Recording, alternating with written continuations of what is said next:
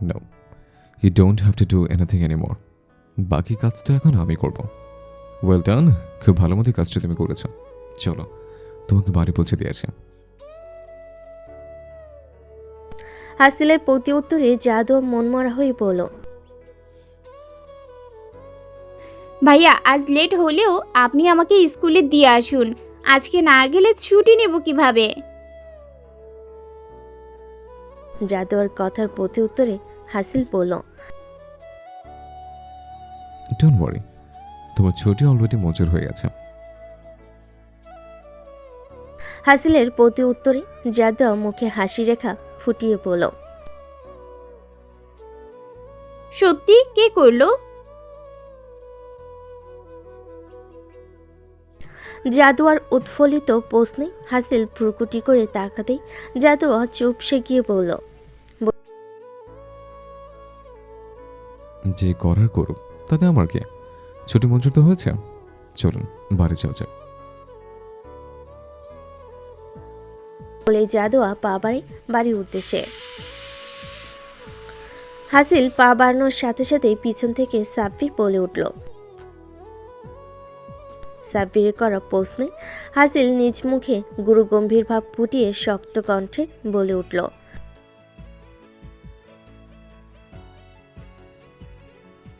এতে লাভ মিসেস সুলতানা খানের বলা যায়। ওনাকে আমি যতটুকু চিনি তাতে আমি শিওর সে যে কোনো উপায়ে জাদুকে আমার থেকে দূরে সরানোর চেষ্টা লেগে থাকতো। কিন্তু এখন উনি চাইলেও জাদুকে আমার থেকে দূরে সরাতে পারবেন না। উনি কেন, এখন জাদুয়া চাইলেও আমার থেকে দূরে যেতে পারবে না। অ্যান্ড ইয়েস, সময় হলে অবশ্যই সকলে জানবে আমাদের বিয়ের ব্যাপারে। অ্যান্ড ইউ নো হোয়াট, মোহব্বত আর জং মে সব কুছ আছে। হাসিলের গুরুগম্ভীর ভাব বলা কথা হাসিলের গুরুগম্ভীরভাবে বলা কথাই সাব্বির সন্ধিয়ান কণ্ঠে বলল, এত কিছু করার কারণ কি ভালোবাসা নাকি যুদ্ধ? সাব্বিরের প্রশ্নে হাসিল নিজ আদলে কুটিলতার হাসি ফুটিয়ে বলল, আসক্তি, ভয়ঙ্কর রকমের আসক্তি। বলে পা বাড়ায় নিজ গাড়ির উদ্দেশ্যে। হাসিলের যাওয়ার পানে তাকিয়ে সাব্বির বিড়বিড়িয়ে বলে উঠল, আসিল, তুই কি জানিস একজন মানুষের প্রতি আসক্তি কখন জন্মায়? তখন যখন প্রয়োজনের তুলনায় ভালোবাসা অধিক মাত্রায় বেড়ে যায়। আর ভালোবাসা যখন অধিক মাত্রা ছাড়িয়ে আসক্তিতে পরিণত হয়, তখন সেই ব্যক্তির জন্য করা পাগলামিগুলো উন্মাদনায় পরিণত হয়। আমি দোয়া করি সর্বশক্তিমান রবের নিকট তোর আসক্তিময় ভালোবাসায় পূর্ণতার আশায়। বিয়ে খুবই ছোট্ট একটি শব্দ, তাই না? কিন্তু এর যথার্থতা অসীম। এই দুটি অক্ষরের বিয়ে নামক শব্দের মাধ্যমে সন্ধি ঘটে দুটি মন, দুটি রুহ ও দুটি শরীরের। এই বিয়ে নামক শব্দের মাধ্যমে দুটি মানব নিজ অস্তিত্ব লিখে দেয় একে অপরের নামে। তেমনি নিজের অজান্তে জাদু নিজ জীবনের মালিকানা লিখে দিয়েছে তাজওয়ার আবরার হাসিল নামক হৃদয়হীন পুরুষটির নামে। এখন শুধু অপেক্ষার পালা এই অদ্ভুতভাবে তৈরি হওয়া সম্পর্কের পরিণয় দেখার। এই নতুন তৈরি হওয়া সম্পর্কের কী প্রভাব পড়বে এই সরলতা, অবুঝতা ও পবিত্রতায় আবিত থাকা ষোড়শী কন্যার জীবনে? সে কি সদ্য কলি হতে ফুলে ওঠা ফুলে নেয় সুবাসিত করবে তার চারপাশ, নাকি কোনো ঝড় মুচড়ে দিবে তার সৌন্দর্যতা? অভিশাপ নাকি পুরস্কার হিসেবে গণ্য হবে তার জীবনে নতুন রূপে পদার্পণরত তাসওয়ার আবরার হাসিল নামক পুরুষটি? গাড়ি এসে থামে সুলতানা ভিলার সামনে। হাসিল জাদুয়াকে নামিয়ে দিয়ে চলে যায় নিজ কাজের উদ্দেশ্যে। জাদুয়া ভিলায় প্রবেশ করতে আয়েশা বেগম জাদুয়ার সামনে এসে প্রশ্ন করে, কিরে মা, তুই এখন এই সময় এখানে কেন? এখন তো তোর স্কুল ছুটির সময় হয়নি তাহলে? আয়েশা বেগমের প্রশ্নে জাদুয়া কিছু বলতে যাবে, তখনই অন্য দিক থেকে তার ডাক পড়ে কিছু কাজের উদ্দেশ্যে। কারণ মূলত সোহনার বিয়ে উপলক্ষে আয়েশা বেগম সহ সুলতানা ভিলার সকলেই খুব ব্যস্ততার সময় পার করছেন। ফলস্বরূপ জাদুর কথা শুরু হওয়ার পূর্বেই আয়েশা বেগম প্রস্থান করে সেদিকটাই। তাড়াহুড়োর মধ্যেই তিনি জাদুকে উদ্দেশ্য করে বলেন, হয়নি তাহলে? মা, তুই এসে পড়েছিস যখন, তখন তাড়াতাড়ি স্কুল ড্রেস খুলে ফ্রেশ হয়ে নে।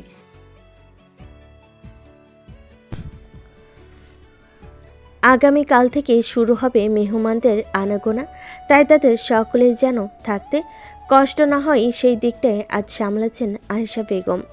জাদু ছোট মামির ব্যস্ততা বুঝতে পেরে চলে যায় নিজ কক্ষের উদ্দেশ্যে। ফ্রেশ হয়ে জাদুয়া চলে যায় সিনেহা রাফিনকে দেখার উদ্দেশ্যে। সিনেহার কক্ষে প্রবেশ করতে রাফিন ও সোহানার পরিস্থিতি পরিলক্ষিত হলো জাদুয়ার নেটে। জাদুয়া সিনেহার কক্ষে প্রবেশ করে চিন্তিত স্বরে বলল, রাফিন, স্নেহাপু, এখন কি অবস্থা তোমাদের? আচ্ছা, এটা বলো তো, তোমাদের এমন হালাত হওয়ার কারণ কি? উল্টাপাল্টা কিছু কি খেয়েছো? জাদুয়ার প্রশ্নে স্নেহা বলল,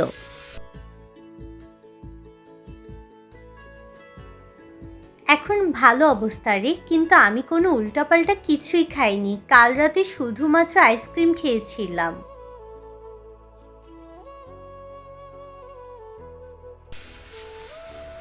স্নেহার প্রতি উত্তরে রাফিনও একই কথা বলল। ওদের দুজনের কথার প্রতি উত্তরে সোহানা প্রশ্নাত্মক দৃষ্টি তাক করে বলল,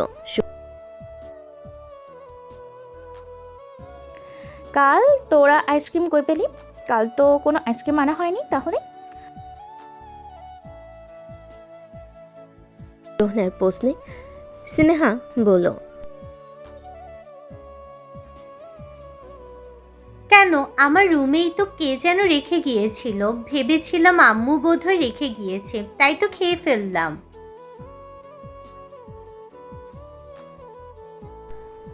স্নেহার কথায় সম্মতি জানিয়ে রাফিনও একই কথা বলল। ওদের দুজনের প্রত্যুত্তরে চিন্তার রাখা দেখা গেল সোনা ও জাদুয়ার কপালে। তখনই স্নেহা বলে উঠল, আরে, এই ছোটোখাটো বিষয় নিয়ে চিন্তা করার কিছুই নেই। হয়তো বা কাল আইসক্রিম সুলতানা ভিলায় নিয়ে আসার কথা, তোমরা জানো না। বলে জাদুয়ার দিকে ঘুরে স্নেহা আবার বলল, আমাদের কথা বাদ দে, আগে বল তুই এই সময় এখানে কেন? তোর তো স্কুলে থাকার কথা ছিল। স্নেহার প্রশ্নে জাদুয়া বলে উঠল, আরে, আমি তো আজ স্কুলেই যেতে পারিনি। কেন?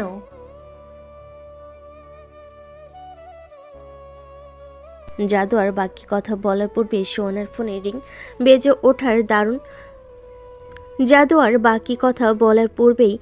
সোহানার ফোনে রিং বেজে ওঠা দরুন সকলের দৃষ্টি কেন্দ্রভূত হয় সোহানার পানে। সোহানার হাবভাব দেখে বোঝা যাচ্ছে এই মুহূর্তে কার ফোন এসেছে। সকলে বুঝতে পেরে হাসি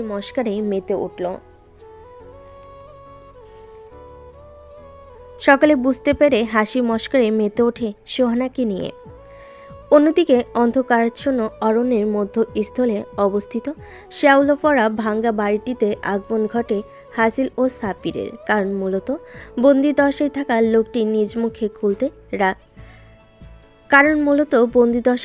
লোকটি নিজ মুখ খুলতে রাজি হয়েছে।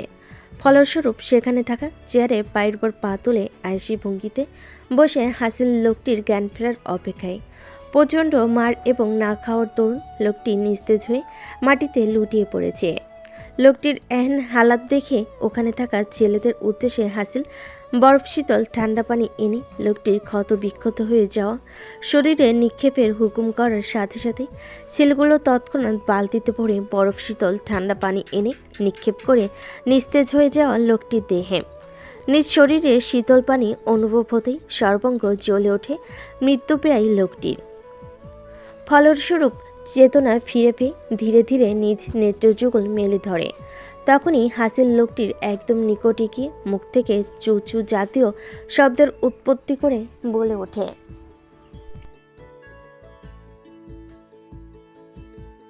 কি বলেছিলাম না, I know how to open the mouth of lord ডেবোটস।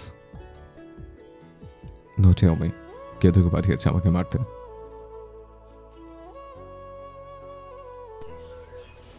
হাসিলের করা প্রশ্নে লোকটি ভাঙ্গা ভাঙ্গা নিস্তেজ হয়ে যাওয়া কণ্ঠে ধীরে ধীরে বলল। হাসিলের করা প্রশ্নে লোকটি ভাঙ্গা ভাঙ্গা নিস্তেজ হয়ে যাওয়া কণ্ঠে ধীরে ধীরে বলল। আপনাকে মারতে আমাকে কেউ পাঠায়নি। আমাকে গাড়িতে অবস্থান মেয়েটিকে মারার জন্য সুপার দিয়েছে।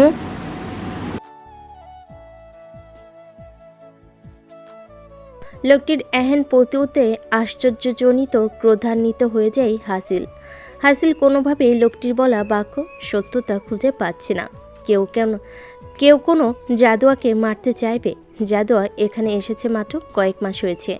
আর তাছাড়া এই নিষ্পাপ মায়াবিনী অবুঝ মুখশ্রীর অধিকারিণীর সঙ্গে কার শত্রুতা থাকতে পারে?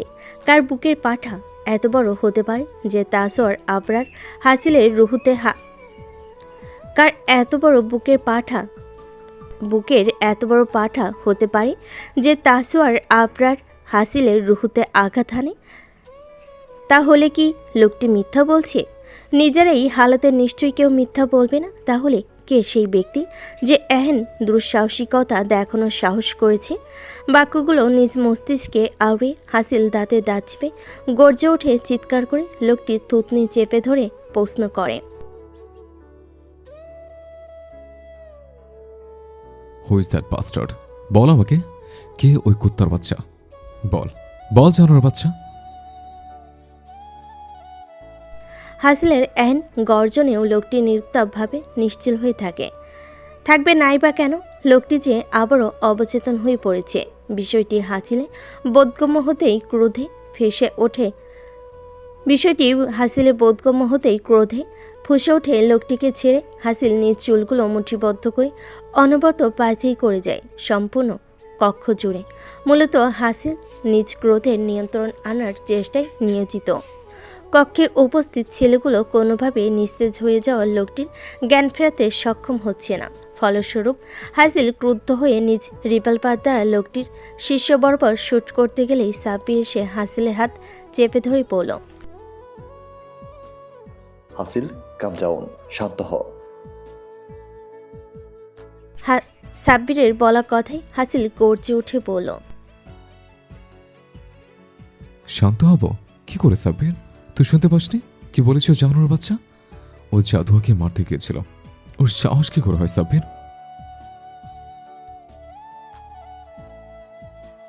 কথাগুলো বলতে বলতেই হাসিল উন্মাদের ন্যায় কথাটি বলতে বলতেই হাসিল উন্মাদের ন্যায় আচরণ শুরু করে, আবার উত্তেজনায় বলে। সাব্বির, যদি জাদুয়া এই গাড়িতে থাকতো তাহলে কি হতো বলতো? ওর কাছে হয়ে গেলে আমি কি করতাম বল আমাকে? ওই কুত্তার বাচ্চার বলতে বল কে পাঠাইছে ওরে। আর তা না হলে কিন্তু আমি ওকে মেরে ফেলবো। কি করে ওকে না বলে সেন্সলেস হতে পারে? কি করে? হাসিলের এহেন অস্থিরতায় সাব্বির হাসিলকে শান্ত করার উদ্দেশ্যে বলে।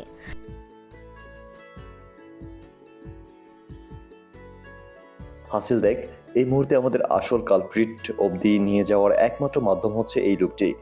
তুই যদি ক্রোধের বসে একে কিছু করে ফেলিস তাহলে এতে ক্ষতি আমাদেরই হবে। আর তাছাড়া যে জাদুয়াকে মারতে চেয়েছে সে কিন্তু তার কার্য হাসিল করতে ব্যর্থ হয়েছে। আই এম শিওর সে তৃতীয়বারের মতো আবার ট্রাই করবে এই কাজ করার। তাই তার পরিকল্পনা সফল হওয়ার পূর্বেই আমাদের তাকে ধরতে হবে। আর আসল কালপিটটাকে ধরতে এই লোকটিকে আমাদের বাঁচিয়ে রাখতে হবে। এটা ভুলে গেলে চলবে না, আমাদের শত্রু কিন্তু অনেক চালাক। একে ছাড়া কিন্তু আমরা এখন অবধি অন্য কোনো ক্লু খুঁজে পাইনি।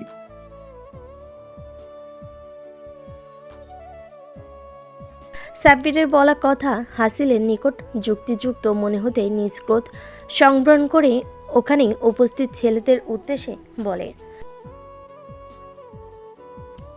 যা করা দরকার তাই কর, যে কোনো মূল্যে এর জ্ঞান ফিরতে একটু খাই দেয় খাতে যত্ন করিস, যাতে একটু শক্তি ফিরে পায় পরবর্তী প্রশ্নের উত্তর দেওয়ার জন্য।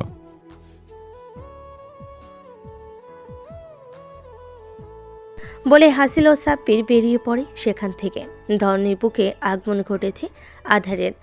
আধার যা উজ্জ্বলতাকে নিমিষে গ্রাস করে নেয় নিজের অতল গহ্বরে। তাই আমরা অন্ধকারকে ভয় পাই, কিন্তু কজনই বা বোঝে এই অন্ধকারের আগমন না ঘটলে ওই দূর অম্বরে চাঁদের দেখা মিলত না নক্ষত্রদের দেখা। কখনো কি ভেবে দেখেছ অন্ধকারাচ্ছন্ন অম্বরটিতে চন্দ্র নক্ষত্রের সন্ধির সৌন্দর্যতা কতটা মনোমুগ্ধকর? ওই অন্ধকারাচ্ছন্ন আকাশে এক ফালি চন্দ্রই যথেষ্ট অম্বরটির বুক আলোকিত করার। উদাহরণস্বরূপ তাসোয়ার আবরার হাসিল নামক কাঠখোট্টা পুরুষটি, যার জীবনটাই ছিল অন্ধকারে আবৃত। যেথায় আলোর ঝলকানি ছিল না বিন্দু পরিমাণ, ছিল না কারোর জন্য মায়া মহব্বত। হঠাৎই এক ষোড়শী কণার আগমন কেমন এলোমেলো করে দিল অন্ধকারাচ্ছন্নতায় আবৃত থাকা হৃদয়হীন পুরুষটির জীবন। আধারে ঘিরে থাকা অম্বরটির বুকে চন্দ্রের আগমন যেমন আলো ছড়ায়, ঠিক তেমনি জাদুয়া নামক ষোড়শী কিশোরী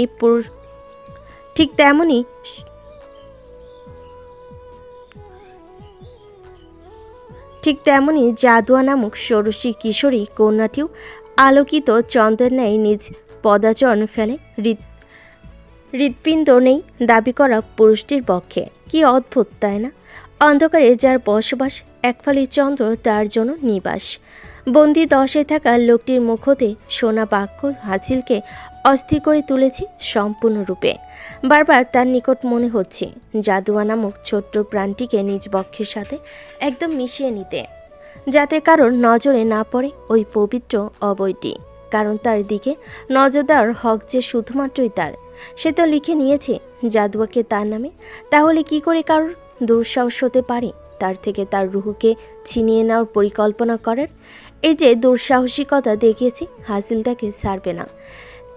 এ সকল ভাবনায় হাসিল নিজেকে বিভোর রেখেছে নিজ গাড়িতে বসে জাদুয়ার কক্ষের জানালার পানে একধানে চেয়ে। সেই কখন হাসিল সুলতানা ভিলার সামনে নিজ গাড়িতে বসে আছে তার কোনো ইয়াত্তা নেই। সে নিজ মনকে শান্ত করতে ব্যস্ত, কারণ এই মুহূর্তে যদি সে ভিলায় প্রবেশ করে তাহলে দিক বেদিক শূন্য হয়ে সকলের সামনে জাদুয়াকে নিজ পক্ষে পিষে ফেলবে। এই মুহূর্তে এই ধরনের কোনো কাজই হাসিল করতে চাচ্ছে না, তাই অপেক্ষা সকলের ঘুমের। রাত প্রায় অনেকটাই গড়িয়েছে। বিয়ের আয়োজন উপলক্ষে এখন অবধি সুলতানা ভিলায় অবস্থিত গুরুজনদের ক্ষেত্রে ঘুমের আনাগোনা নেই। তারা নানা ধরনের আয়োজনে মূলত ব্যস্ত সময় পার করছে, কিন্তু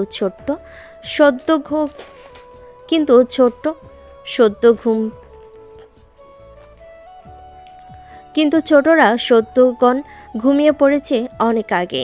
আজ তাদের অবস্থান সোহনার কক্ষে। সকলের হাসি মস্কারার মধ্যে গভীর ঘুমের অতলে নিজেদের সমর্পণ করেছে অনেক আগে। প্রায় অনেকটা সময় অতিবাহিত হওয়ার পর ক্লান্ত হয়ে ঘুমোতে চলে যায় নির্ঘামরত সকলে। মুহূর্তেই পুরো সুলতানা ভিলা জুড়ে বিরাজমান হয় নিস্তব্ধতায় ঘিরে থাকা ভিলায় প্রবেশ করে হাসিল। নিজের বক্ষের অস্থিরতা নিয়ে ধীর পায়ে এগিয়ে যায় জাদুয়ার কক্ষের দিকে। আজ যে তাকে না দেখলে নয়। নিঃশ্বাস আটকে যাবে হাসিলের ওই মুখটি একবার দর্শন না করলে। জাদুয়ার কক্ষের সামনে এসে দরজা খুলতেই সম্পূর্ণ খালি ঘর পরিলক্ষিত হয় হাসিলের দৃষ্টিতে।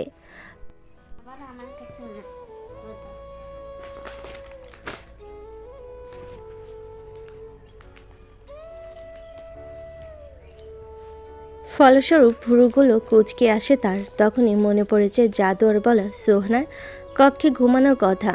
বিজ্ঞান ও মেজাজে হাসিল চলে যায় সোহনার কক্ষের উদ্দেশ্যে। দরজার সামনে পৌঁছে দৃঢ় হাতে দরজাটি খুলতে রুমে থাকা ফেরি লাইটের আলোতে পরিস্ফুটিত হয় তিনটি আদলের অবয়। কাঙ্ক্ষিত আদলটি দৃষ্টিতে পরিস্ফুটিত হতেই ভয়ঙ্কর ক্রোধে সম্পূর্ণ কায়া জ্বলে ওঠে হাসিলের। নেত্রযুগল ধারণ করে রক্তিম বর্ণ, কারণ মূলত রাফিনের জাদুয়াকে ঘুমানোর ঘরে আষ্টেপৃষ্টে জড়িয়ে ধরে ঘুমিয়ে থাকা। ক্রোধান্বিত পদাচরণে চলে যায় হাসিল একদম জাদুয়ার নিকটে। মনে তো চাচ্ছে তার ওই ঘুমন্ত গাধা মেয়েটিকে উঠে ইচ্ছে মতো পেটাতে। কি করে গাধাটা অন্যকে নিজের শরীর স্পর্শ করতে দেয়? তাকে স্পর্শ করার অধিকার তো শুধু এই তাসওয়ার আবরার হাসিলের। কথাগুলো চিন্তা করে হাসিল রাফিনের পানে ভ্রুকুটি করে তাকিয়ে থাকে। আর বেশি কোনো চিন্তা না করে হাসিল রাফিনকে জাদুয়ার থেকে এক ধাক্কায় সরিয়ে দেয়। প্রচণ্ড ঘুমের অতলে ডুবে থাকায় দরুন রাফিন একটু নড়চড় করে ফের ঘুমিয়ে যায়। হাসিল হিংসার বশীভূত হয়ে ধীর হাতে জাদুকে নিজ কোলে উঠিয়ে চলে যায় নিজ কক্ষের উদ্দেশ্যে। জাদু সে তো এতটাই ঘুমে বিভোর হয়ে আছে যে আন্দাজও করতে পারল না তার সাথে ঠিক কী হচ্ছে। নিজ কক্ষে প্রবেশ করে হাসিল ধীর হাতে শুয়ে দেয় জাদুয়াকে তার পালঙ্কে। ঘুমের ঘরে জাদুয়া হাসিলের শক্তপোক্ত হাতটি নিজের কোমল ছোট্ট হাত দ্বারা শক্ত করে চেপে ধরে বিড়াল ছানার ন্যায় নিশ্চিন্তে বিচরণ করে ঘুমের রাজ্যে। তার এহেন কর্মে গম্ভীর হাসিল হেসে ওঠে একটু শব্দ করে। হাসিলের এহেন রূপ দেখা সত্যিই দুষ্কর। মুখে হাসি রেখা ফুলে হাসিল জাদুর অতি নিকটে গিয়ে গ্রীবাটি নুয়ে কর্ণ বরাবর মুখ রেখে হিসিয়ে বলে ওঠে, নিদ্রতে সে যেতে বেঁচে গেলেন আজ আমার হাত থেকে। বিশ্বাস করুন, আজ আপনার এই ছোট্ট হাত দুটো আমাকে বাঁচিয়ে দিল। আর তা না হলে আপনার শরীরে লেগে থাকা অন্য কোনো স্পর্শের শোধ আমি কড়াই ঘন্টায় বুঝে নিতাম। বলে হাসিল নিজ কৃপাদেশ উঠিয়ে নিজ নেত্রে তাক করে জাদুয়ার পানে। কি প্রশান্তিতে বন্ধ করে আছে ওই নেত্রযুগল। এত আদর কেন লাগছে তাকে হাসিলের নিকট? কেন মনে চাচ্ছে এই নিদ্রায় শেহজাদিকে ঘুম থেকে তুলে নিজ বক্ষের সাথে পিষে ফেলতে? কেন মন চাচ্ছে নিজ স্পর্শ দ্বারা এই বেয়াদব পিচ্চি রাফিনের স্পর্শগুলোকে মুছে দিতে? নিজের সকল চিন্তার মধ্যে হাসিল নিজ প্যান্টের পকেট থেকে একটি ছোট্ট বক্স বের করে তার ভিতর থাকা ডায়মন্ডের লকেট বের করে নিজ হাতে নিয়ে দৃষ্টি তাক করে ঘুমন্ত জাদুয়ার পানে বন্ধ করা নেত্রের পানে তাকিয়ে হাসিল বলে ওঠে,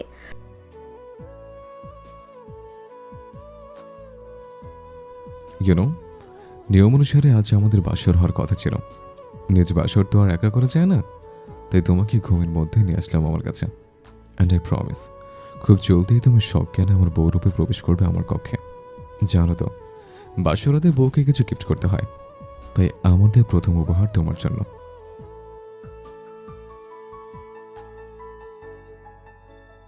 বলে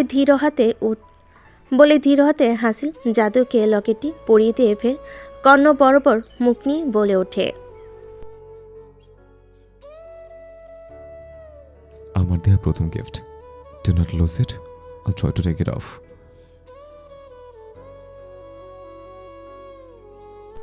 কথাগুলো বলেই হাসিল নিজ নেত্র তাক করে জাদুয়ার ঘুমান্ত নেত্রে। ফলস্বরূপ কোনো এক অজানা মোহে নিজেকে সমর্পণ করে নিজ অষ্টযুগল ধীরে ধীরে এগিয়ে নেয় নিজ অদরের প্রথম স্পর্শ এঁকে দেয় জাদুয়ার বন্ধ থাকা আখি যুগলে। ফলস্বরূপ কেঁপে ওঠে হাসিল, নড়ে ওঠে জাদুয়া। অন্ধকারকে নিজ আলোয় আলোকিত করে ধরণীর বুকে আগমন ঘটেছে প্রভাতের।